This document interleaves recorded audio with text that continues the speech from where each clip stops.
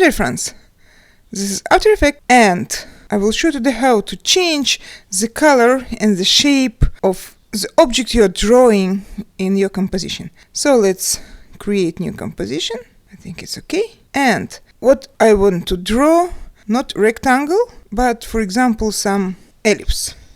So I'm going to this icon and I'm holding Alt, and by clicking here I see rounded rectangle, ellipse, and other options, so I'm choosing ellipse. Okay, releasing the Alt, and now how to choose the color. I'm going to this icon and do the same. I'm holding Alt, and by clicking here I will see the filling, the gradient.